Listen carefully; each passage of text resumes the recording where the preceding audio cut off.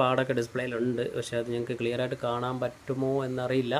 അപ്പോൾ എന്തായാലും മച്ചാനെ ഞാൻ ഓണാക്കി നോക്കി ജസ്റ്റ് മാറ്റി വെച്ച്. ഇപ്പോൾ നമ്മൾ മെയിനായിട്ട് ഒരു സ്ഥലം നമ്മൾ ക്ലീൻ ചെയ്യാനുണ്ട് എന്ന് പറഞ്ഞാൽ ഹെഡ്സെറ്റ് ജാക്ക്.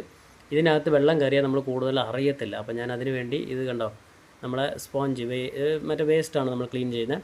അതിൽ ഞാൻ IP ഒഴിച്ച് നനച്ചിട്ട് അത് ഇതാ ആ ഹോളിൻ്റെ അകത്ത് ഇങ്ങനെ കയറ്റി എടുക്കുകയാണ്. ട്യൂസർ വെച്ചിട്ട് കുത്തിയിട്ട് അകത്ത് കയറ്റിയിട്ട് മാക്സിമം അകത്ത് കയറ്റിയതിന് ശേഷം ഒന്ന് ജസ്റ്റ് ഒന്ന് കറക്കിങ് എടുത്താൽ മതി. നല്ലോണം ക്ലീനായി വരും. ഒരുപാട് പേര് ഹെഡ്സെറ്റ് ജാക്ക് ക്ലീൻ ചെയ്യാനായിട്ട് പല രീതിയിലും ബഡ്സൊക്കെ ഉപയോഗിക്കുന്നവരൊക്കെ ഉണ്ട്.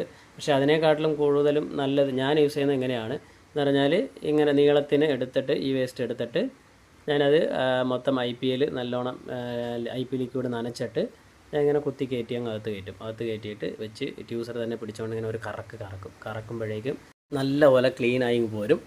അപ്പോൾ അതും കൂടി കഴിഞ്ഞാൽ കേട്ടോ, അതാണ്ടേ ഇങ്ങനെ കറക്കിയിട്ട് ഇങ്ങനെ എടുക്കത്തേ ഉള്ളൂ. അപ്പോൾ